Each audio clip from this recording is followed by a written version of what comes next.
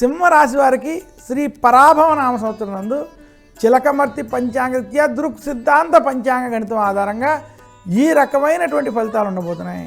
సింహరాశి వారికి శ్రీ పరాభవ నామ సంవత్సరంలో ఆదాయం 5, వ్యయం 5, రాజపూజ్యం 7, అవమానం 7. శ్రీ పరాభవ నామ సంవత్సరం సింహరాశి వారికి చిలకమర్తి పంచాంగ గణనం ఆధారంగా బృహస్పతి వ్యయస్థానంలో సంచరించడం, జన్మరాశిలో కేతు, కలత్ర స్థానంలో రాహు ప్రభావం ఉండడం, అలాగే సింహరాశి వారికి అష్టమ స్థానంలో శని ప్రభావం చేత శ్రీ పరాభవ నామ సంవత్సరం కొంత ఇబ్బందికరమైనటువంటి పరిస్థితులు ఉండేటువంటి స్థితి స్పష్టంగా కనబడుతుంది.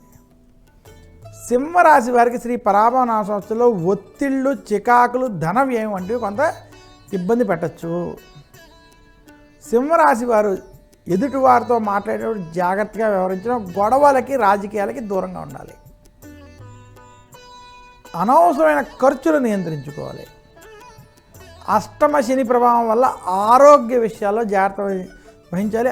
ఆరోగ్య సమస్యలు కొంత వేధించేటువంటి స్థితి సింహరాశికి కనబడుతున్నాయి. సింహరాశి నిరుద్యోగులకు ఉద్యోగ ప్రయత్నాల్లో ఇబ్బందులు ఉన్నాయి. ఉద్యోగస్తులకి ఉద్యోగంలో ఏది ఆశించి చేయొద్దని సూచిస్తుంది. సింహరాశి వ్యాపారస్తులకి వ్యాపారపరంగా ఇబ్బందులతో కూడుకున్న వాతావరణం ఈ సంవత్సరం ఉండబోతుంది. రావాల్సిన ధనం సమయానికి చేతికి అందలేనటువంటి స్థితి కనబడుతుంది. సింహరాశి రైతాంగం, సినీ రంగం, మీడియా రంగం, ఇతర వ్యాపార రంగంలో ఉన్నటువంటి వారికి మధ్యస్థ నుండి చెడు ఫలితాలు అధికంగా ఉన్నాయి. సింహరాశి విద్యార్థులు కొంచెం కష్టపడాల్సినటువంటి సమయం, జాగ్రత్తలు వహించాలి. సింహరాశి వారికి మొత్తం మీద శ్రీ పరాభవ నామ సంవత్సరం చిలకమర్తి పంచాంగరీత్యా కొంత ఇబ్బందులతో, అనుకోని చికాకులతో నడిచేటువంటి స్థితి కనపడుతోంది. అందువల్ల సింహరాశి వారు శ్రీ పరాభవ నామ సంవత్సరంలో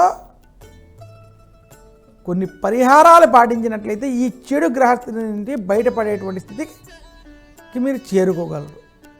సింహరాశి వారు కాళహస్తి వంటి క్షేత్రాలు దర్శించి రాహుకేతు పూజలు వంటి చేసుకోవడం, సింహరాశి వారు లలితాదేవిని పూజించడం, సుబ్రహ్మణ్యుని పూజించడం, సింహరాశి వారు గురు దక్షిణామూర్తి స్తోత్రాన్ని, దశరథ ప్రోక్త శని స్తోత్రాన్ని నిత్యం పారాయణం చేయడం, సూర్యాష్టకాన్ని కానీ ఆదిత్య హృదయాన్ని కానీ పఠించడం చేత మరింత శుభ ఫలితాలు శ్రీ పరాభవ నామ సంవత్సరంలో సింహరాశి వారు పొందగలరు.